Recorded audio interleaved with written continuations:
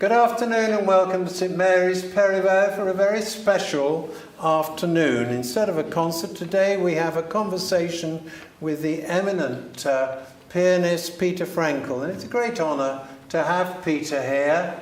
I've followed his career for at least 60 years, ever since I bought your complete Debussy and complete Schumann Vox box sets when I was a medical student about 55 years ago. And it was wonderful playing, and it's lived with me ever since, and I've followed your career. And it's a great pleasure to have you here to talk. Very, very pleased to be here. And just to explain before we start, we have 4 musical excerpts. It wouldn't be appropriate to have a session all about Peter Frankl without hearing his wonderful playing and indeed seeing his wonderful playing. So we have 4 short video films, excerpts, spaced out throughout the afternoon with some gorgeous music. So that's how it's going, but we're going to start at the beginning, which seems reasonable enough. And you were born in Budapest in 1935. Say on, Peter. Yes, that's it. It was not the best time to be born, but that's what happened.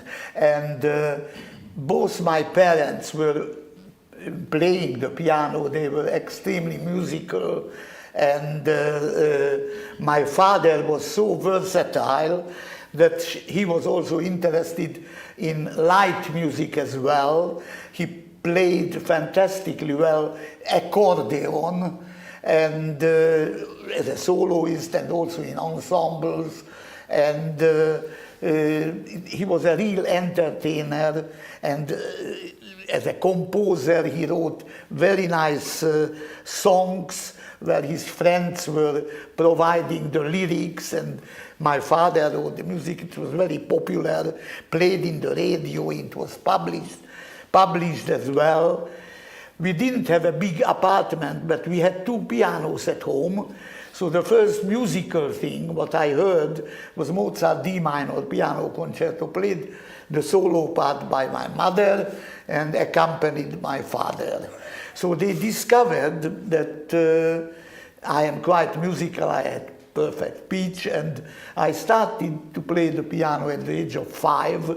A friend of my father's started to teach me, but it was very short-lived, because a year after, in the 41-42 season, I was already accepted at the Liszt Academy in Budapest. They accepted that time young talents. It was a 4-year course, which we were taught by young would-be piano professors, each year a different one, supervised by a very serious lady. And that's how I really started my education. But it was not that easy, because since 1939 already started in Hungary the Jewish law, which means that very few Jews were accepted at universities, at academies, everywhere. And we were lucky that the director of the academy was Dochnányi that time. And of course Dochnányi is very well known nowadays as a composer, but he was mainly considered a god in Hungary, mainly as a pianist. He was a fantastic artist, and on top of it he had major positions like director of the radio, director of the academy, and he tried everything that until he could keep the Jewish professor and students. So he was able to do it until the middle of 1944. But everything started to get worse for Jewish people. My father was taken away in sort of a kind of labor camp, but it was not so dangerous that time. It was nearby Budapest, and he was even taking his accordion there to entertain his colleagues and everybody, and every day he wrote some postcards for us, and he was able to visit us occasionally. So this resulted that in 1943 my lovely sister was born, and who is actually now living in Florida in America. And after a gap of I don't know how many years because of the COVID, I didn't see her. But next month I will have the opportunity to reunite with her when we will meet in Budapest. So it started this way, and every day it got worse. With this Jewish law, first of all, at first we had to wear yellow stars, and we had curfew, and it wasn't even enough. So after a while we were taken to a house which was destined to have all the people wearing yellow stars. One day after the other we had to leave our apartment, and my paternal grandparents lived in the same house but in a different floor, and my grandmother's sister, so we all had to leave. And of course by 44 my father disappeared, and we didn't know where he was for quite a while.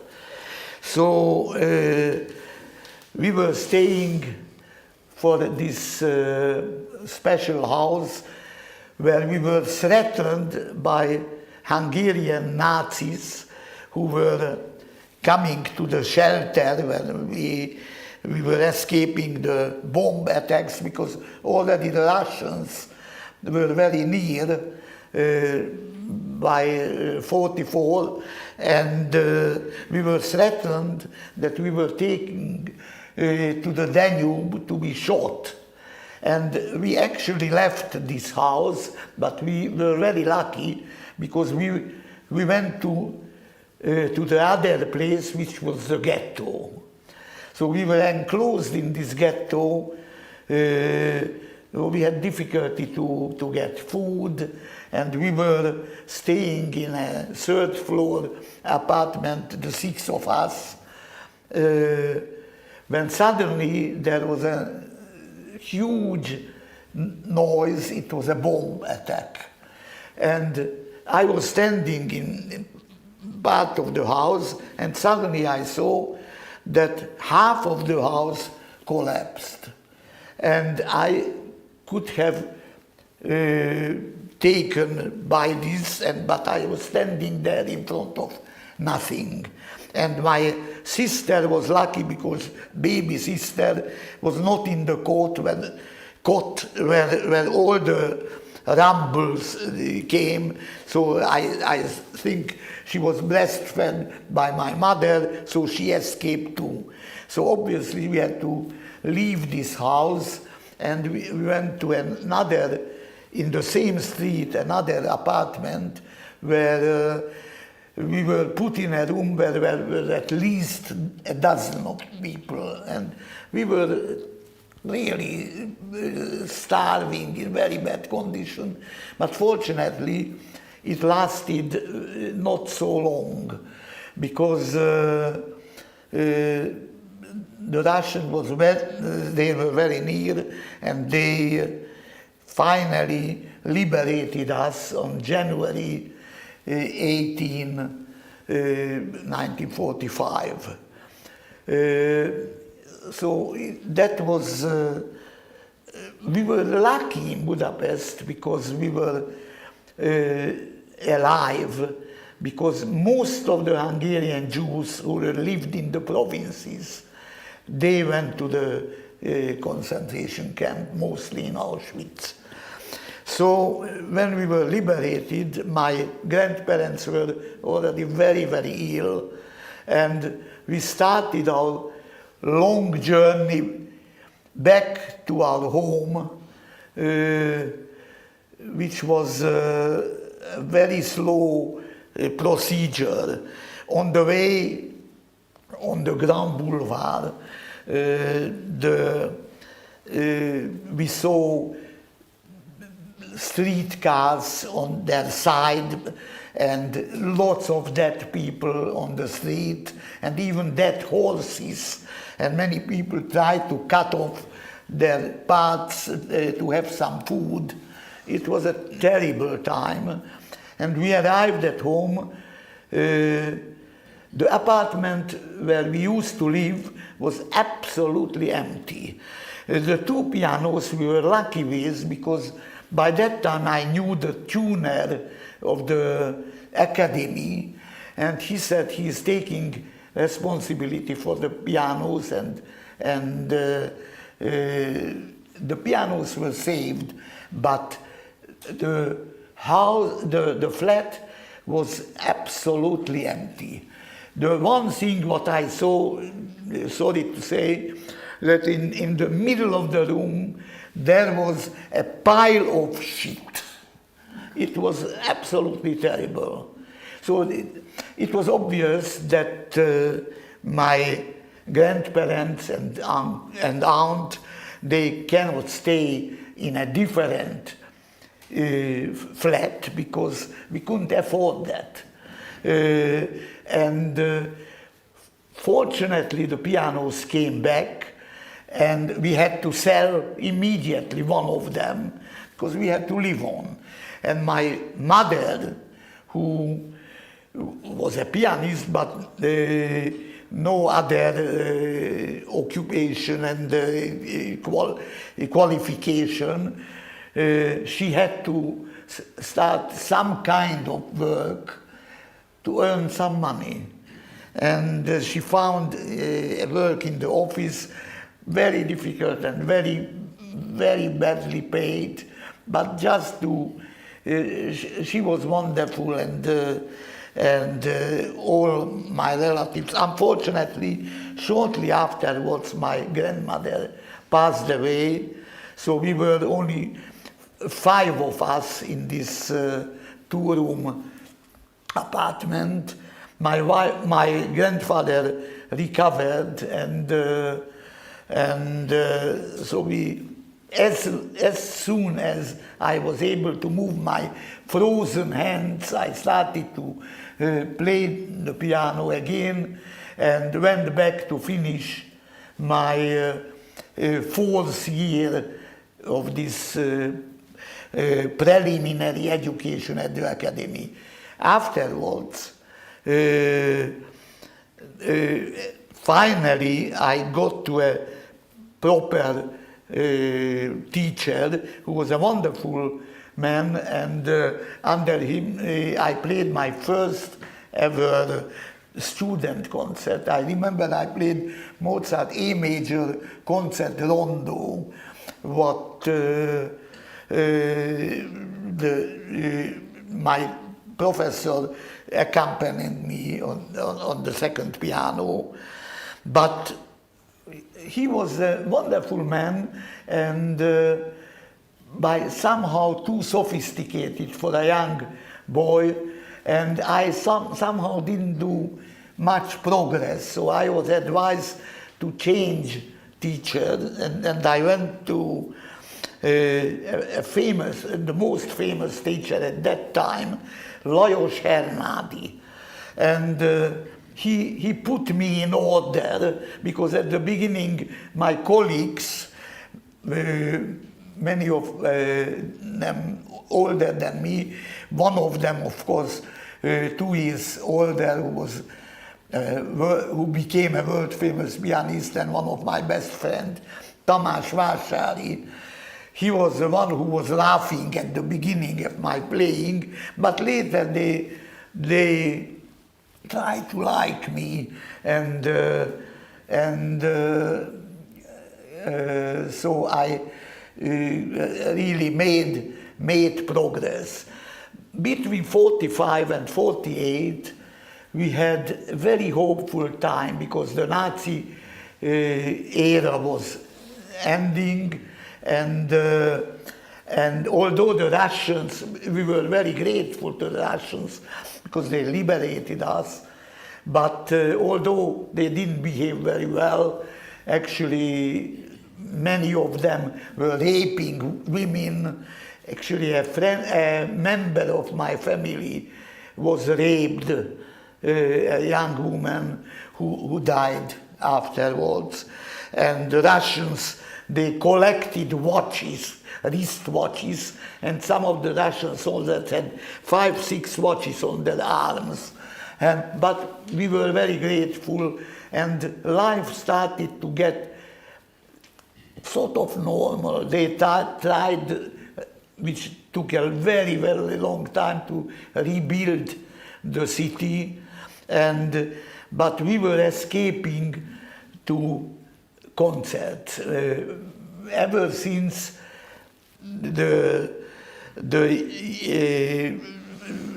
liberation, we were accepted at concerts and opera performances free of charge, and we were taking real advantage of that. So every day we went to concerts, and the greatest experience for me was listening the great Hungarian artist Annie Fischer. Annie Fischer, who with her husband spent the war years in Stockholm, and they came back in 1946. She was a diminutive woman.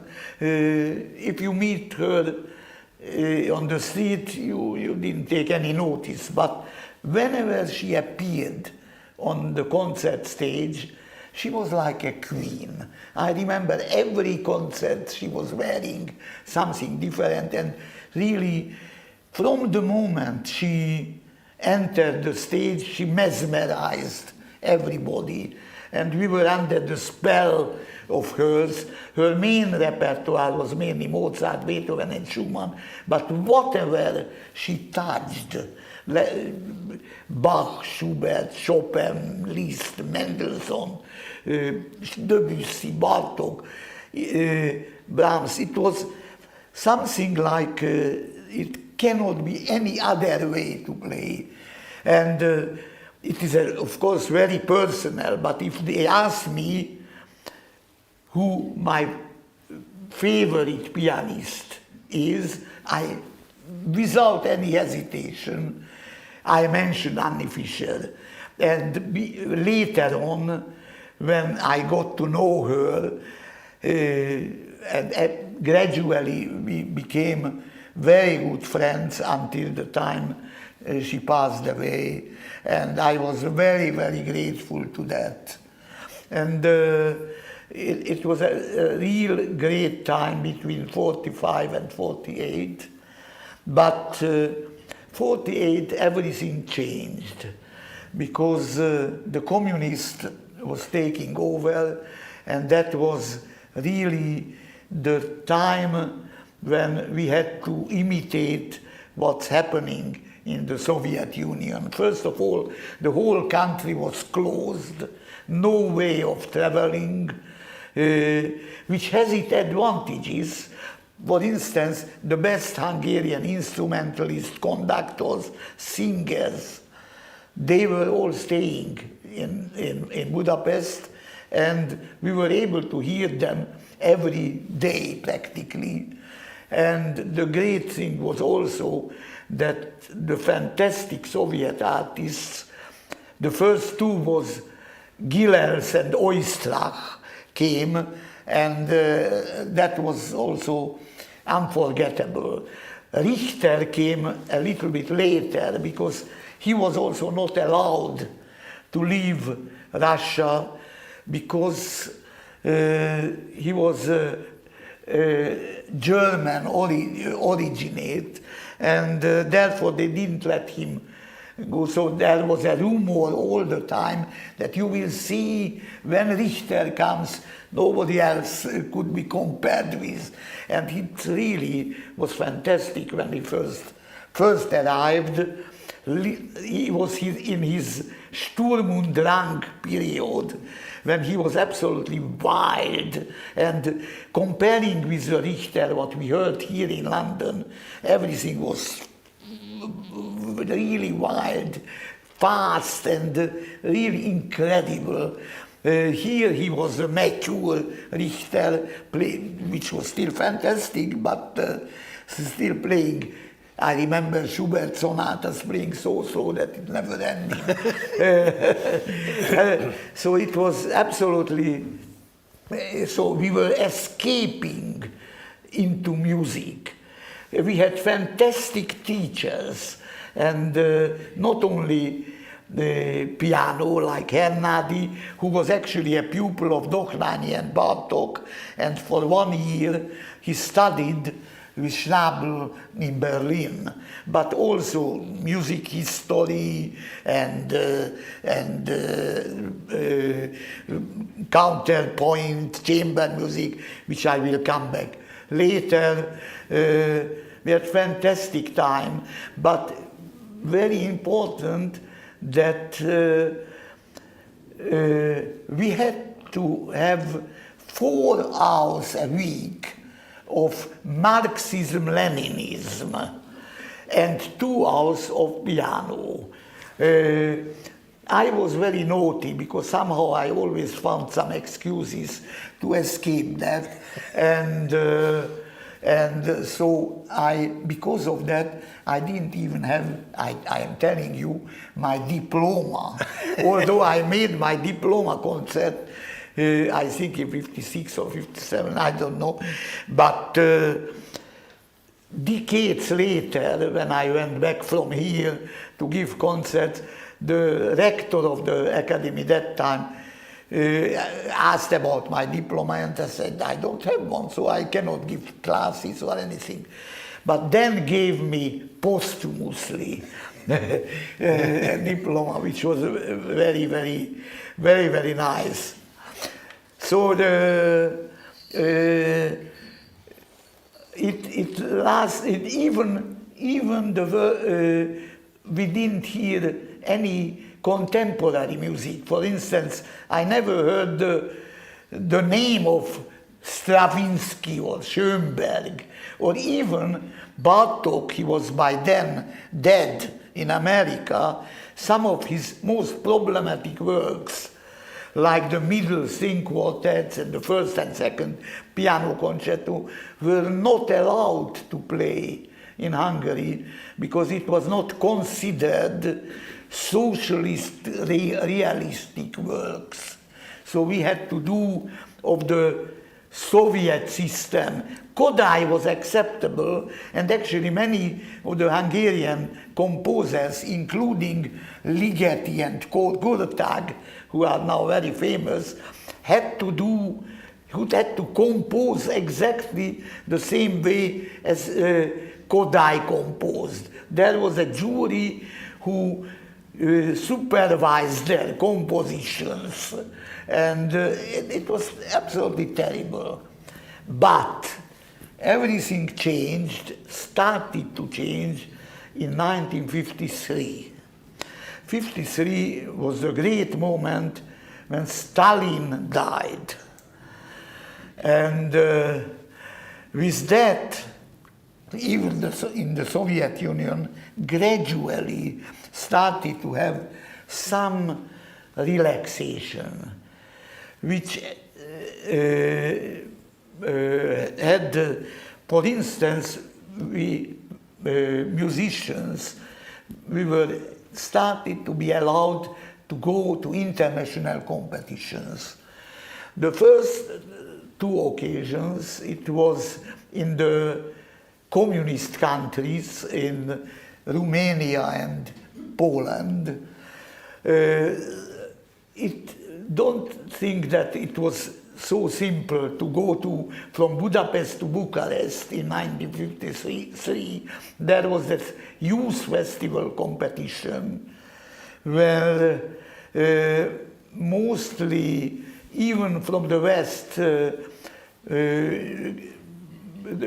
communists or some kind of people like that were allowed to go, and we were interrogated before going there whether we had any relatives in America or so. So finally we were allowed, some of us, to go to this competition. It was an unwritten law that had to be won by a Russian or by the host country's pianist. So that's what happened at this Bucharest competition, and I was very lucky that I got third prize together with Futsong. And these competitions actually initiated friendship with all our colleagues. In the Warsaw competition, I was a finalist too, but I didn't get a good prize. But again, the first prize was won by a very good Polish pianist who became well known, but not as well known as the second prize winner, who was Ashkenazi. So Ashkenazi, and that's all our friendship started, and with Ashkenazi later on, when he started conducting, I played several times with him in different places. So, but in '55, that was the first time when they were talking about, it was by then really getting more relaxed politically. Therefore, it was the '56 revolution possible. So in '55, they were thinking of sending 3 of us to the Marguerite Long competition in Paris. And that was an incredible thing to go to Paris the first time. I was not yet 20 years old, and Annie Fischer was actually a member of the jury, and but there was an extra man coming to take care of us, that we shouldn't escape. But somehow we managed it, and all 3 Hungarian pianists, we were finalists. We were in the first 8. The first prize winner was Dmitry Bashkirov, who later on I was in many international juries with, and I got only the 6th prize. I was very happy with it because I was not ready. I didn't have a repertoire. I didn't have really maturity, nothing at all. I was very happy. But the public was not happy. So I was very touched, because I saw that some of the public members in front of the hall, with posters, they said, Peter Frankl should have won. And I didn't, it was not the case at all, but I was very happy to have this reaction, so I was very popular. And Marguerite Long, who was of course the president of the jury,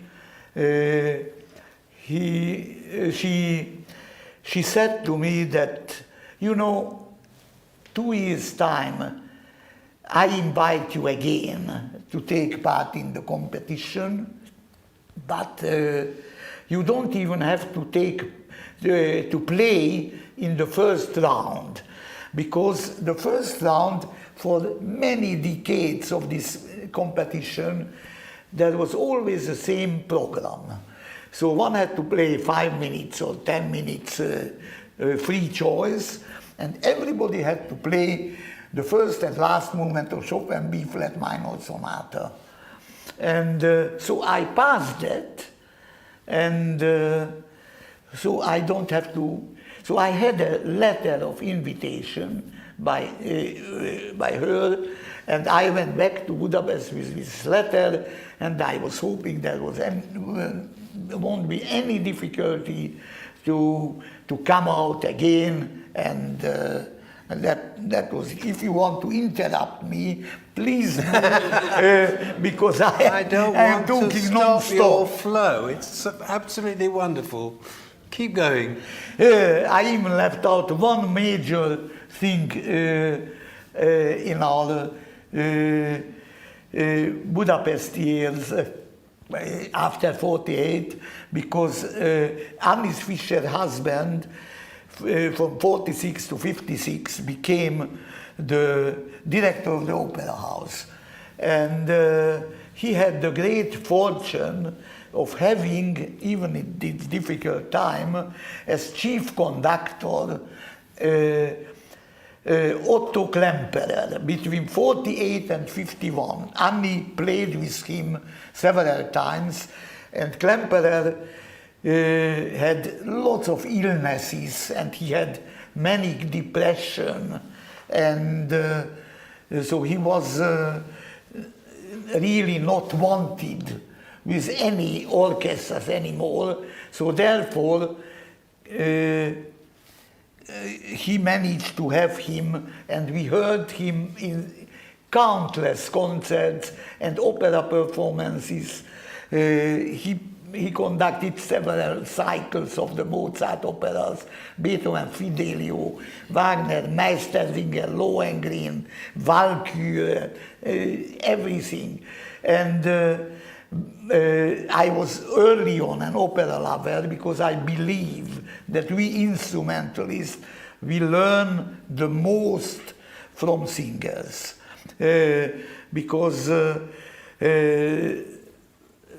you have, apparently the piano is a percussion instrument, but we have to treat it like a singing instrument. And also, when I later on I thought that people were not phrasing enough, students.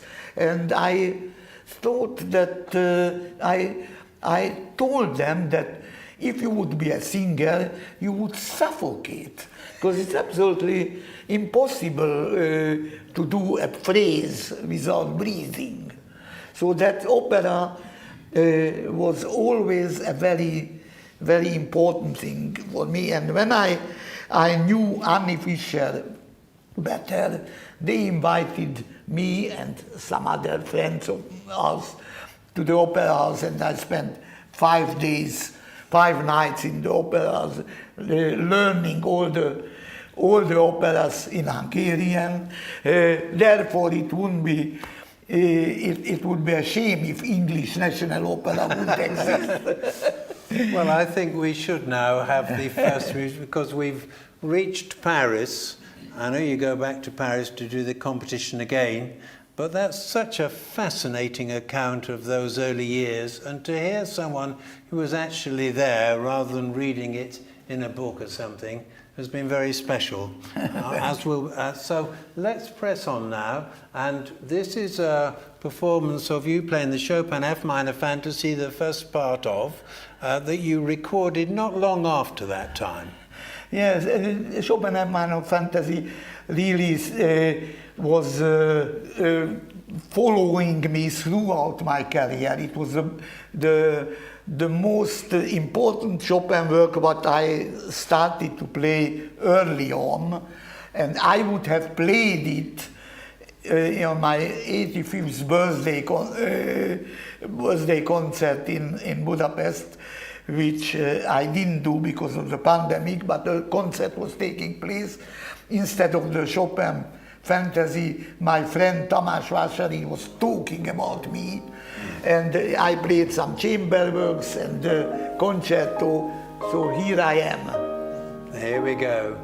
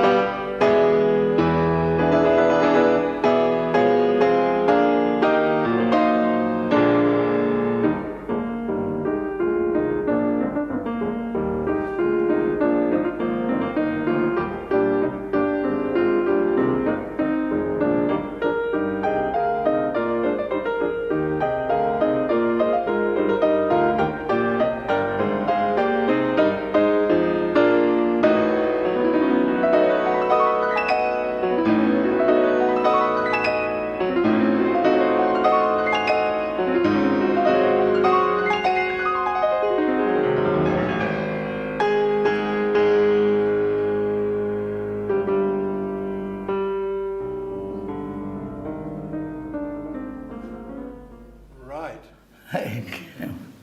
Bravo. Magnificent playing, absolutely wonderful.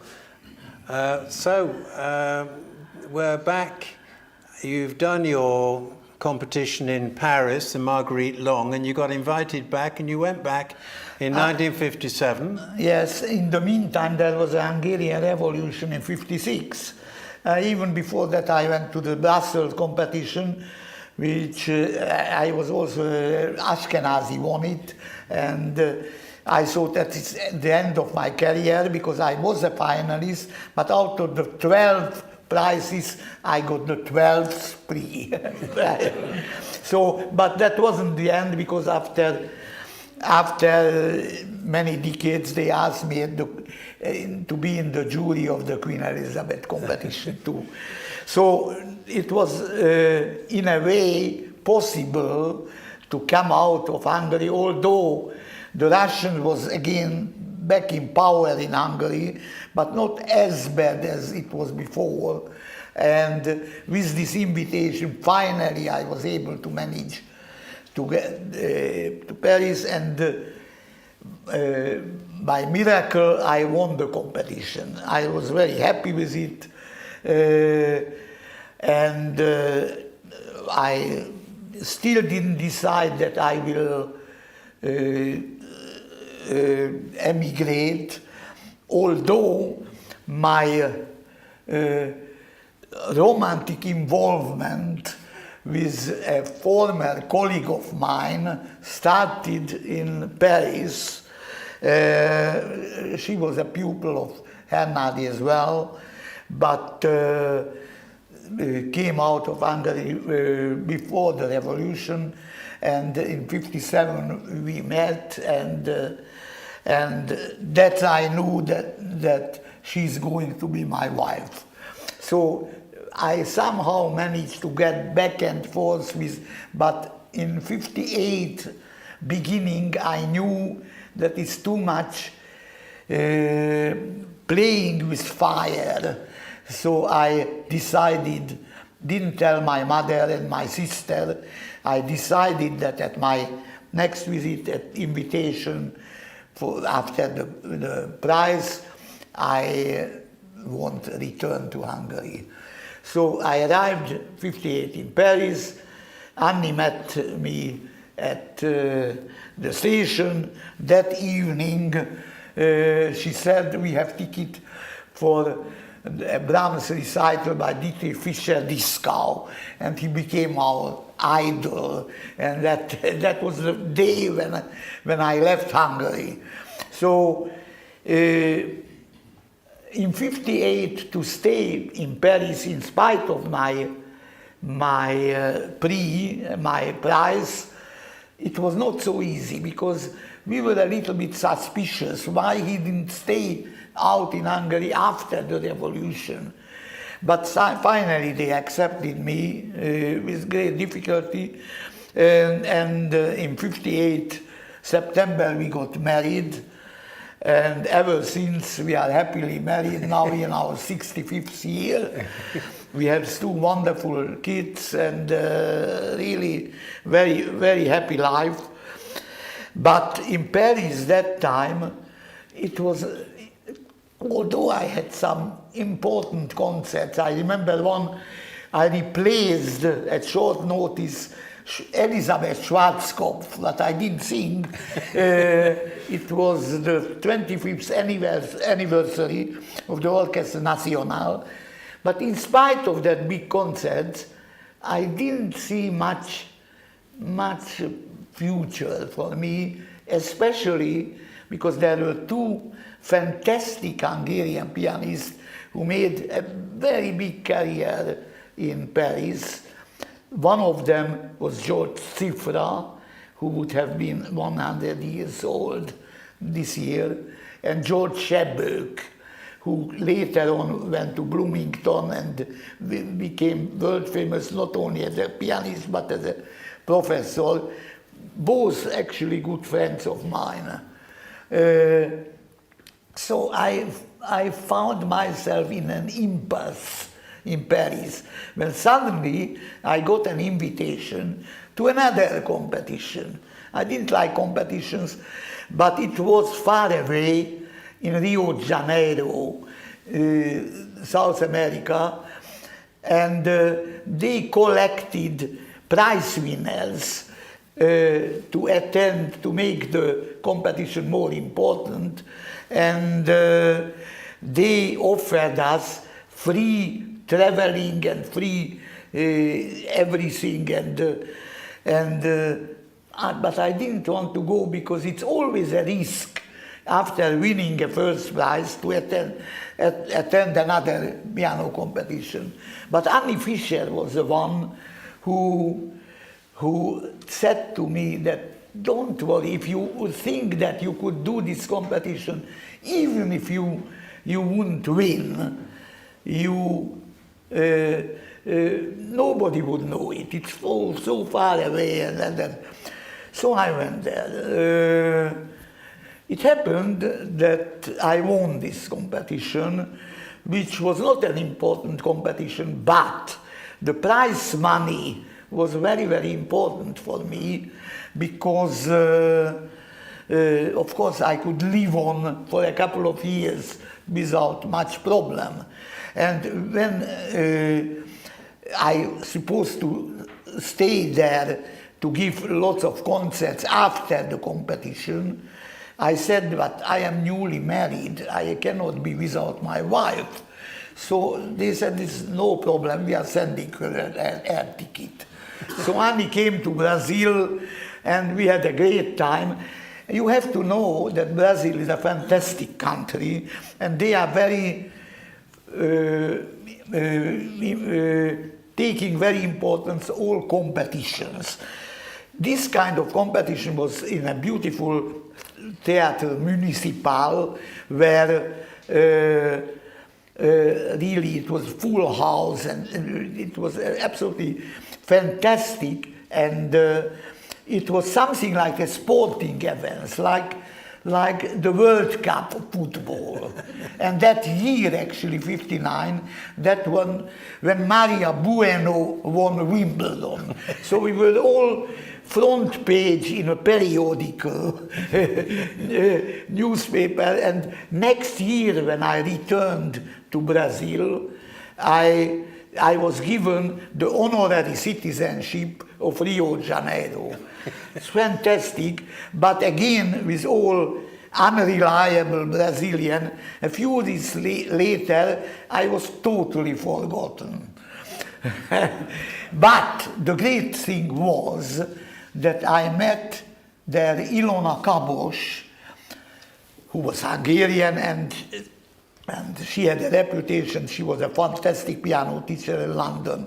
And when I told her that I don't see my life very secure in Paris, my professional life, she said to me, but why don't you come over to England?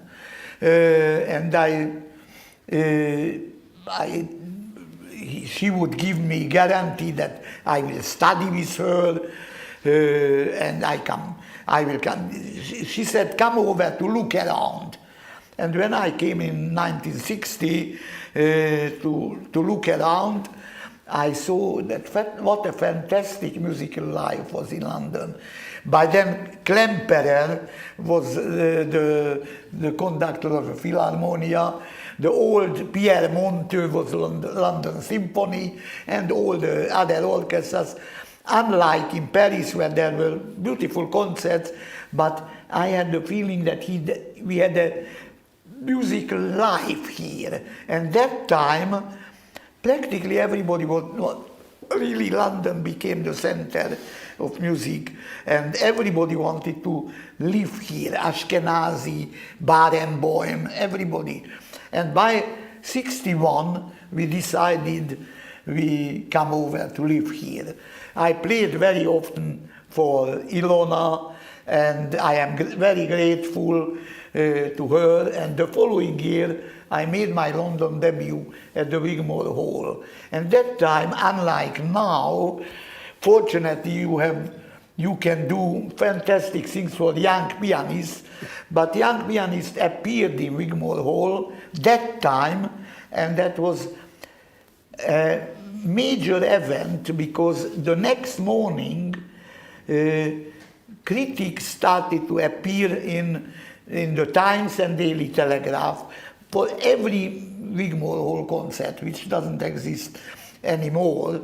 So I was very lucky to get very good reviews. And next morning, somehow they found Liverpool Philharmonic Orchestra manager found my phone number and invited me. And I am very grateful also to a wonderful musician who might not have been a great conductor, but a wonderful musician, Harry Black, who had the London Mozart players, and that was every month they had a full house at the festival hall, and he engaged me, I think, in Brighton first time for a Mozart concerto. Up to now I didn't play. Maybe I played a couple of Mozart concerto, but he liked my playing, and year by year he invited me, sometimes even more than once a year, to play a different Mozart concertos. Therefore, I was able to learn practically all the Mozart concerti, which was a great thing in my life. So this London recital, not only the recital but orchestral appearances after that, really established me in England. But at that time it changed conductors. For instance, London Symphony, the chief conductor became the tragically died very, very talented István Kertész, who was already a friend of mine in Budapest, and I played one of my first concerts with him, and through Ilona I was introduced to Dorati, to Solti, and it went on, and another non-Hungarian whom Inola introduced me was Gina Bachauer, the great Greek pianist who was mainly well known in America, where she played non-stop for 6 months in America. She heard me playing at Ilona's house, and she said, "You have to come to America." Easy to say, but I thought, well, many people promise many things. What happened that 2 weeks later, I got an invitation from Dallas, Texas, to give a piano recital to a very good concert series where world-famous people appeared, like Birgit Nilsson, Henrik Schering, and this man introduced all the time, every time, one young artist, and he was Gina's friend, and he invited me, and that was a fantastic thing. And Gina was even thinking that to make it more worthwhile, I had another concert, unimportant concert in Florida somewhere, and so I went there, and when I had again a very good review, Gina was taking me to the greatest manager in America, Saul Hurok, and he was representing me for quite a few years.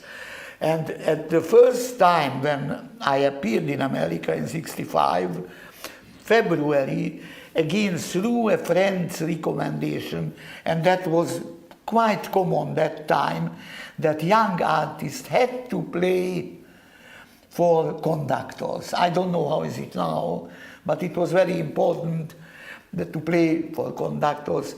And I had, around the same time, it was in February or March '65, at the Steinway basement, where there were dozens of concert pianos, to play for George Szell.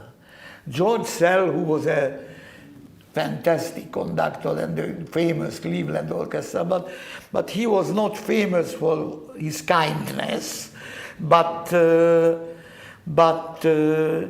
he agreed to hear me. So he came to the basement of the Steinway, and I started to play for him all kind of different things, and he was very morose, he didn't say a word. After I played all kind of styles, he said, do you play a Mozart concerto? And I happened to play that time, recorded actually for Vox, 450 in B flat. I started to play the first movement, and he sat at the other piano and accompanied me. And after that he didn't say a word either, so he said, now play a slow movement, and that was a not well-known Mozart concerto 413 F, beautiful slow movement. I don't know whether he knew it or not, most probably he knew it, but he didn't accompany me. So when I finished it, he was taking his coat and his fur hat and etc., and was just about leaving. I said, that's my end. And from the door he said, you will play with me a Mozart concerto in Cleveland and New York, goodbye. So I was flabbergasted there, and just happened. And then they organized that a year later, in '67, I will make not only my Cleveland debut, but at Carnegie Hall debut with George Szell and the Cleveland Orchestra playing 482 in E flat. And I'm not apologizing, but this clip is quite long because it struck me as total sacrilege to interrupt such divine music halfway through. Do you agree, George? Do you agree? I mean, so we'll have the whole thing. With George Szell. In 1967, this is the live concert recording.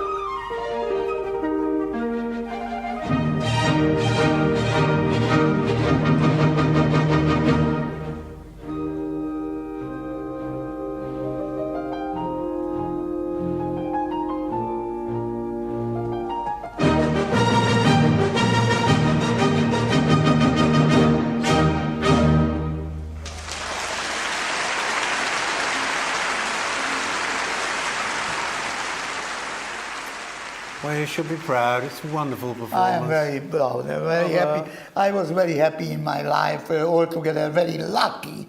First of all, this London success opened up not only America, but all the English-speaking countries, Australia, New Zealand, South Africa. And I managed to play with really top orchestras of the world and top conductors, and maybe beside some of the Hungarians, like Scholti, like Dorati, I played most often with somebody like Bernard Haitink, Colin Davis, Kurt Sanderling, Lorin Mazel, just a few to mention. And really, I must tell you, I am very, very lucky. How many proms did you play? Well, I would think well over 20, I think. Even so, I played, I think it was the first time when chamber music was played at the proms. I played twice the Brahms quintet. I played once the Schubert B-flat trio. But of course, I played with all the sirs like Sir Malcolm, Sir Adrian, and really I am very, very happy to have that many. I read that you had your 100th performance of Brahms' second piano concerto, and that was not that long ago. Well, I was very proud of that because the Brahms B flat is considered one of the most difficult pieces in the repertoire. So to play that, to be asked that many times, it was already a great thing. The Beethoven 4 and Beethoven 5 is also above 100, and the winner is the Schumann concerto, which I played the most often. I am very sad that with Bartók 3, I played all Bartók concerto, all three, but with Bartók 3, I couldn't reach 100. It's only 98 times I played. Well, I think we need to actually see you playing rather than just hear you playing. So we're now on to the next excerpt, which is from Beethoven's Choral Fantasia, the opening cadenza. Do you want to say about that performance? Well, I was very proud to be asked to open the Promenade concert at that year, because I think John Drummond was the head of the Edinburgh Festival, and he asked me to play the Choral Fantasia as the opening of the festival, and immediately after to play the C minor concerto with Riccardo Muti, who conducted the big C major Schubert symphony after and there are another event which I am very happy that I was taking part. It was also a short notice concert at the Edinburgh Festival. That was a different director. At that time was Peter Diamond, who was head of and he knew about the fact that I played the Benjamin Britten concerto, and 2 years before, and I think a few days before the performance, he asked me whether I could play it instead of Richter. And that was, of course, a great thing to replace the great Richter with the composer conducting. And what happens in this case, that I had a very good success, very good review. It was televised. Unfortunately, the television, it was not kept. I don't have it. And I thought, I will play the Britten concerto now non-stop. Nobody asked me anymore. Right, so if you could have this is the Beethoven Choral Fantasia, the opening cadenza, which is about 5 minutes long, for those who don't know the piece, from the Edinburgh Festival.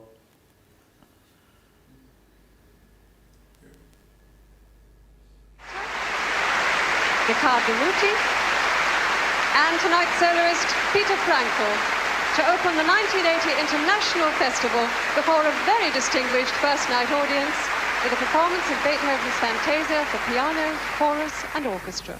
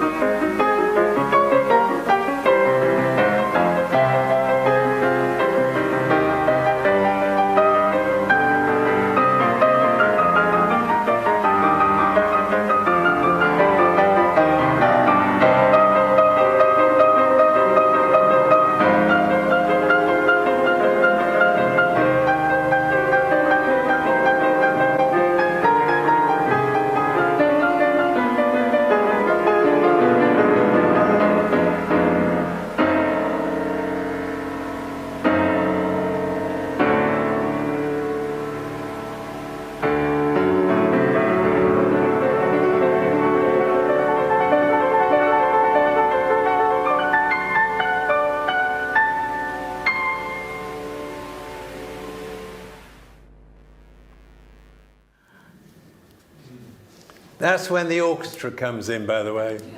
And then the chorus about 20 minutes later. Anyway, terrific. Congratulations. Thank you. And now we're moving on to another big part of your life, which is chamber music. Yes, I am very connected with chamber music. Maybe towards the end of my life, mostly connected with chamber music. But it goes back to my childhood. Immediately after the war, in 1945 onwards, I started to play as much football as possible.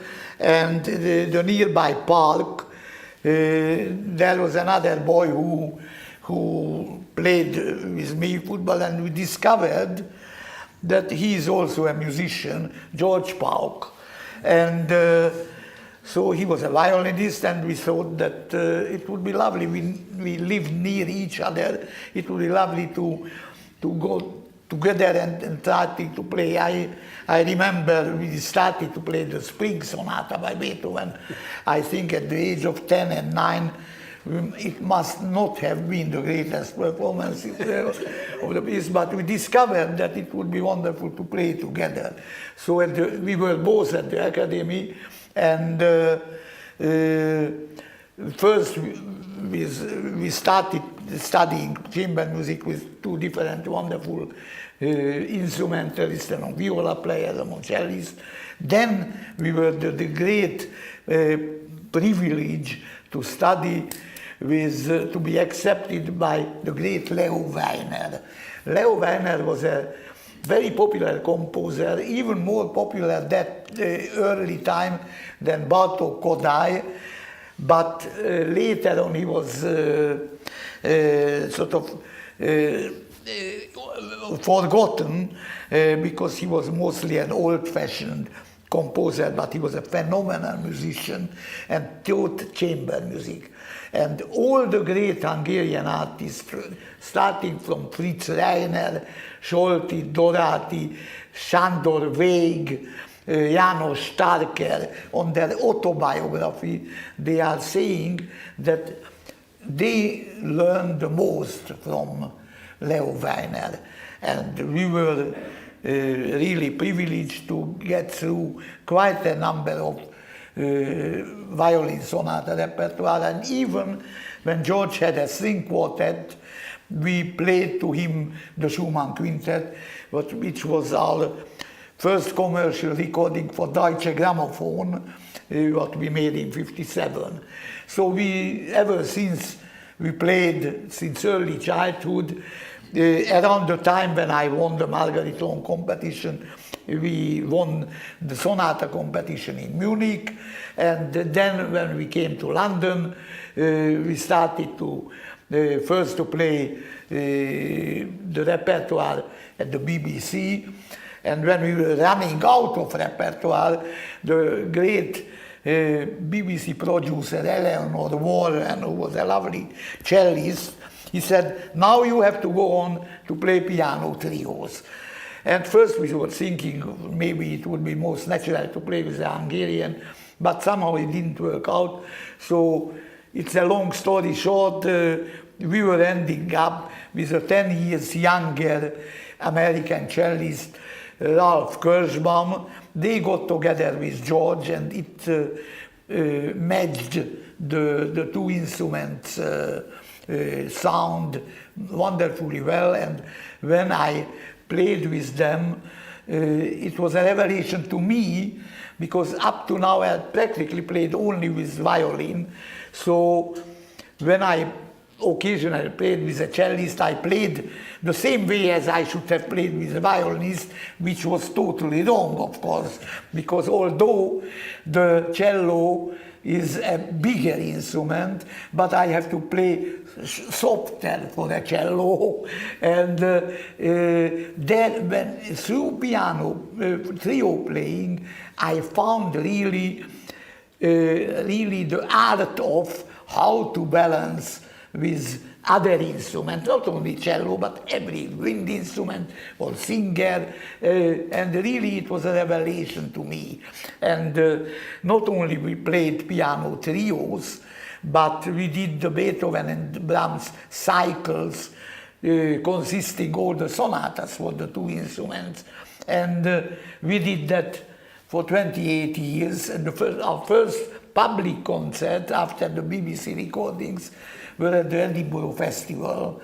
And from then onwards, we played a lot. Even two piano trios were written for us. Andrei Tchaikovsky, who was a colleague of mine, wonderful pianist, he wrote a trio notturno, and James Macmillan, for our 25th anniversary of the trio, he wrote a trio for us. But chamber music, beside playing with those two, I didn't stop with that. I played really, I was really very, very happy to play with so many string quartets, not only playing but recording with them. And two of them I will mention especially because it was special for me. One of them was the great Hungarian string quartet, Zoltán Székely, who was the first violinist, whom Bartók dedicated the violin concerto for him, and he gave me actually a copy of the second version of the second Rhapsody, what I also recorded later, and I played with them the Brahms Quintet, one of their last concerts in an American festival, and that was a huge privilege to do with that wonderful group. And the other one was the Amadeus Quartet, with whom I met at one of these musical cruises at the Mediterranean, where I played with them with an Austrian double bass player, with members of the quartet, the Trout Quintet, and they liked very much to play with me. And back in London, I played with them the Dvorak Quintet, and when Peter Szydlov passed away, then they asked me to occasionally to play some trios with the other members, and even I did a BBC recording with Norbert Brain in two Beethoven sonatas. So that was really a fantastic experience for me, and I played with many great instrumentalists, very few singers, mainly because of my lack of really the German language. But I still managed to play a couple of times Winterreise and Dichterliebe, so that didn't escape my repertoire. Right, well, we'll hear some chamber music now. This is the Brahms G minor piano quartet, the exposition of the first movement. So it's interesting because with the violinist Kyung-Hwa Chung, who was a very famous violinist, she asked me to go on tour with her, and finally we recorded the Brahms sonatas for EMI with her, and we played sonata recitals at Carnegie Hall, at London's Barbican, and Vienna Concert Halls, Paris, Champs-Élysées, Tokyo, Seoul, and so everywhere. And on these recordings, we played at a festival in Korea when her sister participated as well. Right.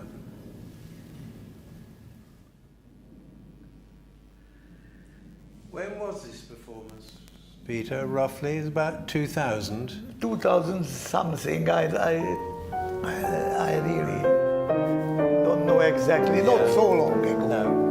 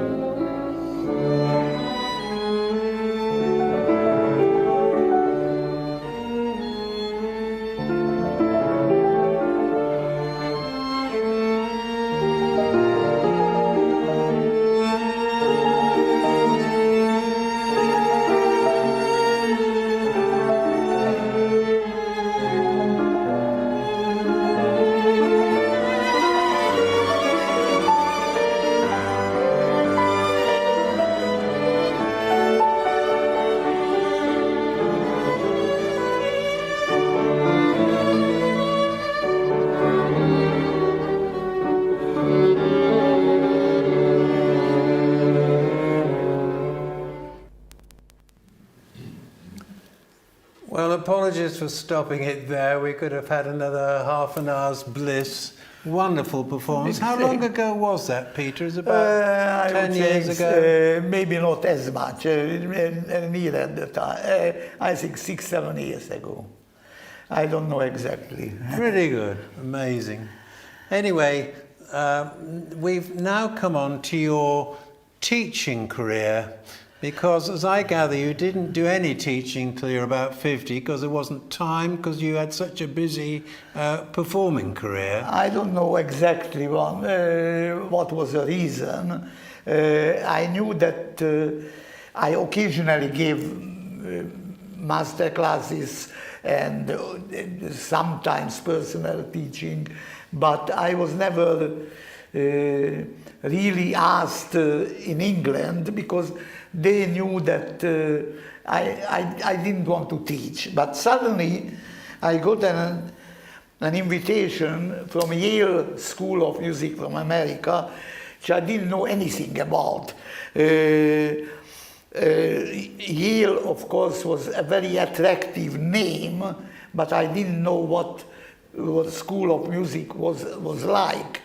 But I thought, because I was grumbling that generally speaking, the music making in the young generation was not the way, of course with many wonderful exceptions, they're not the way what I thought it should be done. I thought everybody played too well the piano, and they played very fast, very loud, not singing. So I was complaining, but it's not enough to complain, you have to do something about it.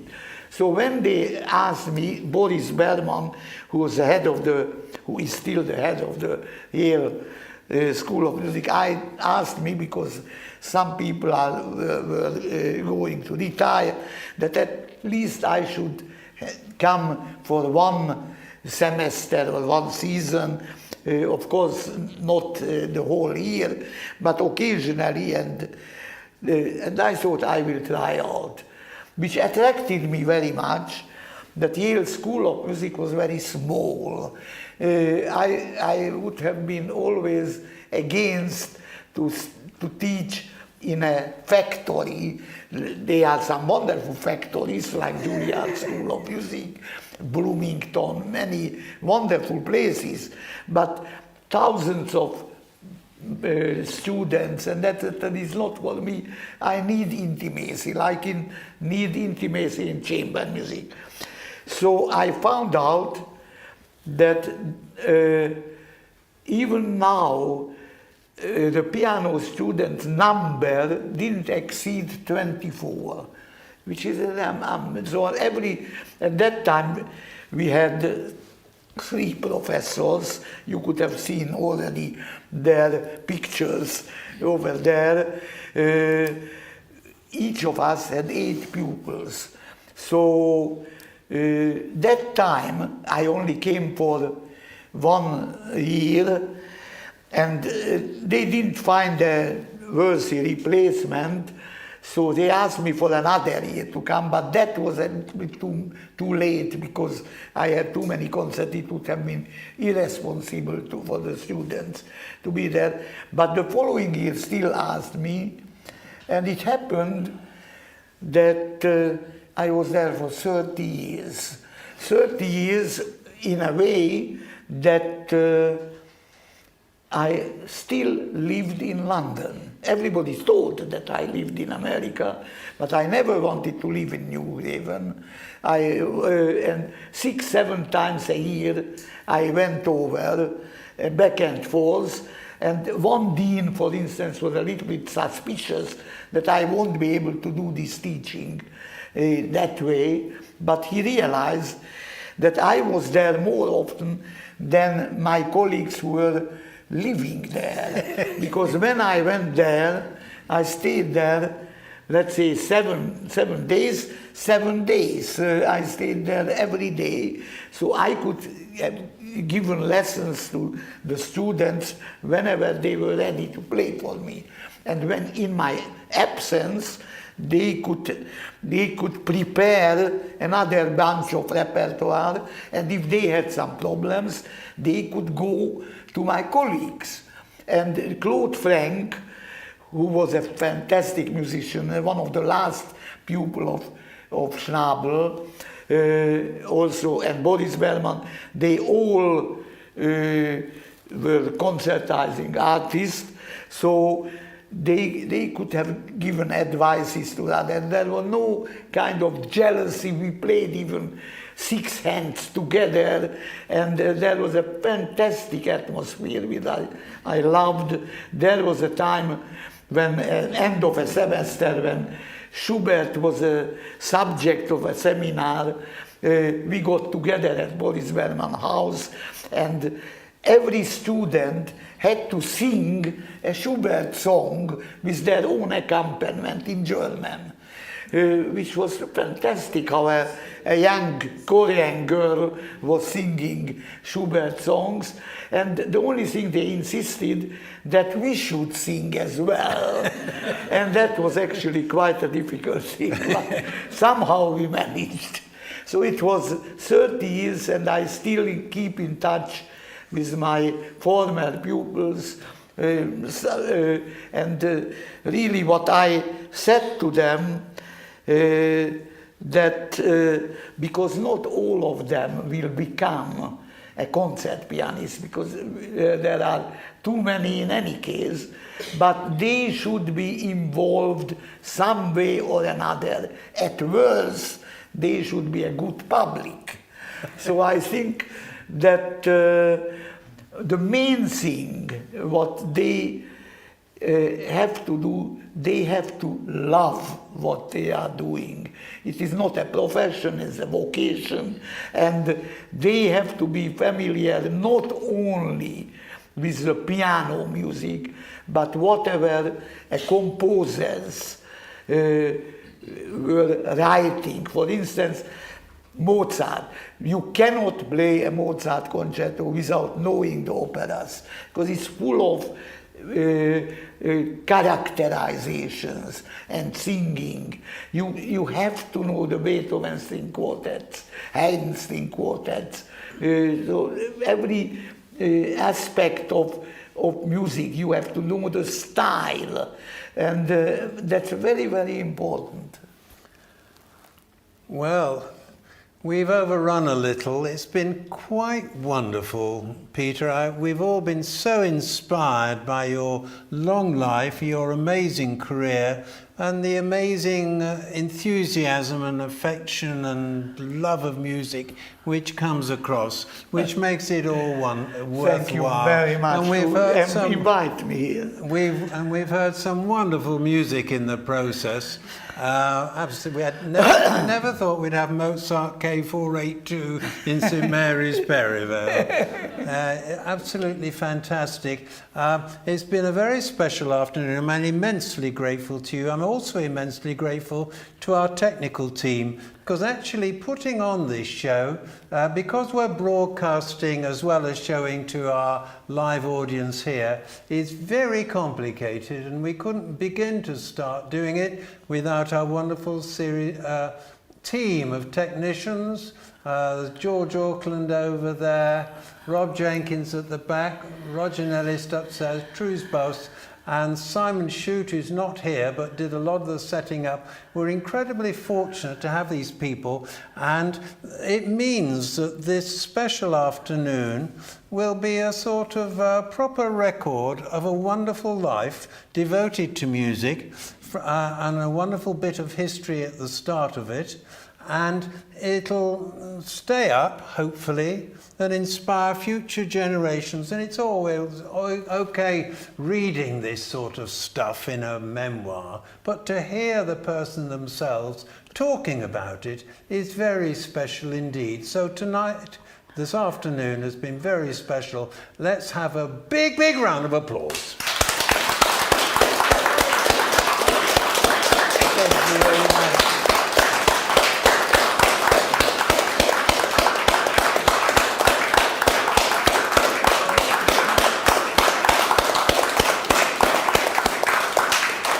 And that's that's it. If you've been watching from afar, thank you very much indeed. We're back to more conventional fare with a piano recital, needless to say, in 2 days' time, and lots more coming up. Please keep tuning in. If you want to donate via our PayPal facility, that would be great. But today's been something special. I'm delighted it worked so well, and it's been an honour to be here. With that, over and out from West London. Thank you very much. Lovely.